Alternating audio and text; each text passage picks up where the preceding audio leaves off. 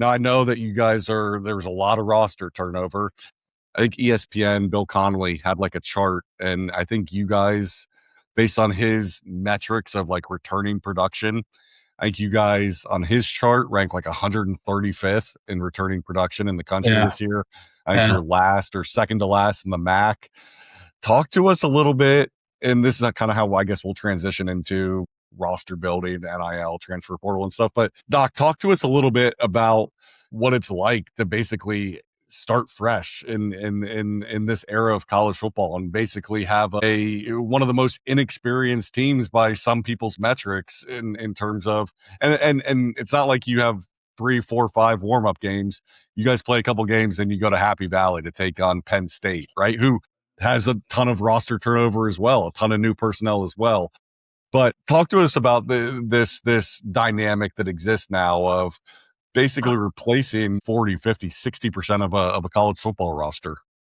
Yeah, it's definitely challenging.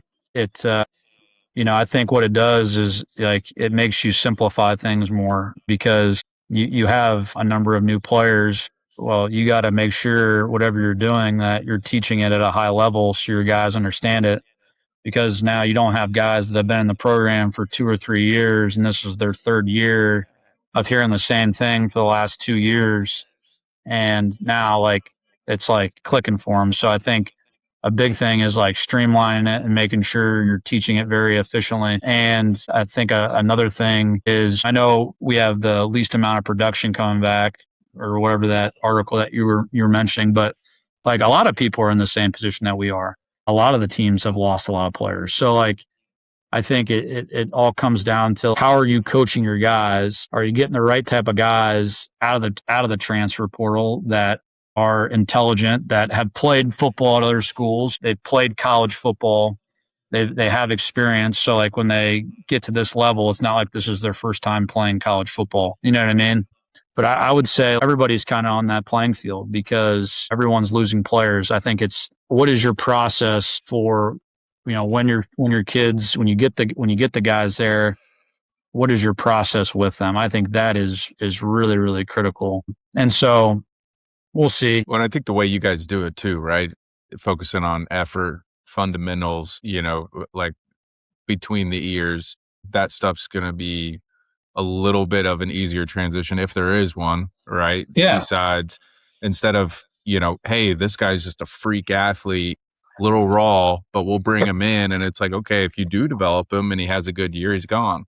You know what I mean? So it changes the recruiting, I feel like, a little bit to some extent. And you almost want to get the guys that are going to pick it up quick, that are going to play fundamentally sound football and give their best effort. And correct me if I'm wrong, it's a bit of a deterrent to like try and put all of our NIL chips into some superstar guy that maybe isn't getting some of the P4 offers and we're one of the top back offers, whatever it is, because you're like, we're probably only going to get this guy for 1 year, Yeah. So it's just this crazy atmosphere. It's crazy landscape these days. And Well, I feel I like think that's good. Well, I think, sorry to cut you off, Max, you're but good. I think that touched on your point and then going back to Casey's point too is another thing is like, we don't have a lot of returning starters on defense. Well, what does that create though? More within, our side of the ball is competition.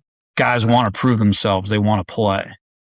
So like last year going into the 25 season, we had so many returners. I didn't think there was as the sense of urgency that I felt in the spring that I feel right now wasn't the same going into last year with some of our players because they had been there and they had played. But now it's like, hey, there's so many spots open. Practice is like, it's like a fucking, I don't want to say war, but like guys are trying to prove themselves. And so they're playing really hard. They're putting a lot of time into it. So I think on the flip side is you're getting that too. Like you're getting competition, which is the best thing for any position group. When guys know like, hey, I already have a spot. Like I'm not really being challenged. Like that takes a special player to try to improve. And a lot of guys don't have that ability, in my opinion, to really challenge themselves when they know they have a spot already.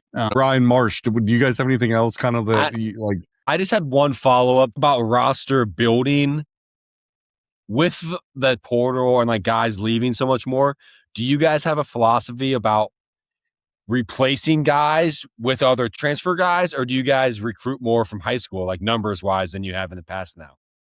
Yeah. So we still recruit a decent amount of high school players just because we don't have the finances to compete and get, you know, I mean, you can get transfers, but the guys that are going to come in and help you, we would rather take a high school player and try to develop him for two years or 3 years. And if he plays really well his third year, he's probably not going to be here anyway. So we'd rather have a high school kid.